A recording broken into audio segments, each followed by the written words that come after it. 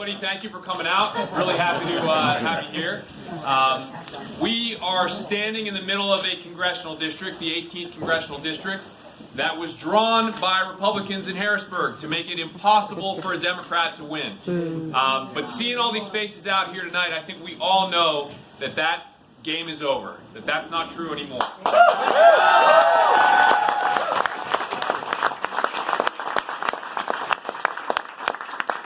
The people of the 18th congressional district did not draw those lines on those maps, and what they want more than anything is someone to go to Washington who's going to be their voice, who's not going to put somebody else's agenda or somebody else's ideology before their own. And that's really the key to getting us out of this mess that we're in when it comes to the bitter partisanship that we're seeing in Washington, D.C. today. And it's fitting, you know, that we had this big visit today at a moment where we're not even sure if we're going to have a functioning government 24 hours from now. I mean, I'm sorry, but in the United States of America in 2018, that's not good enough. It absolutely is not. And the only answer to that is new leadership. People that promise to work together, to reach across the aisle, and to just get things done. We've had enough press conferences.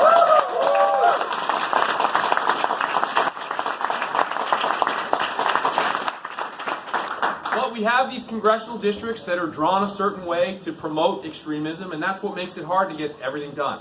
But there's only one answer to that, and it's standing in this room right now. You know, all the super PAC money in the world cannot buy what's happening in the hearts and minds of our people every single day. And you've proven it by coming out tonight and by coming out to all of the events that we've had. The response has been incredible. We had an event last Friday where there was a woman named Norma that came out, and if you've been active in Democratic politics around here, you know exactly who I'm talking about. She's been the committee chairperson out there in Findlay Township forever. She came out and was standing in the back of the crowd and was I noticed her fidgeting a little bit while I was talking, and I thought it was just, you know, I had reached a new level of boredom and everybody was, just ready to move on to the next thing. But everybody sat down at one point and she didn't, so I went and talked to her after and said, Norma, you know, what's going on? Something doesn't seem right. Well, she had slipped on the ice outside of her house and broken 3 of her ribs. And she didn't want to take the opiate painkillers that they were giving her, so she was just suffering through it the old-fashioned way. Everybody has somebody like that in their family. But she wasn't going to miss that event for us last Friday, and she's not going to miss any day of this campaign because she wants more than anything to march next to a Democratic congressman in the Findlay parade this summer. And she's going to make sure she does her part.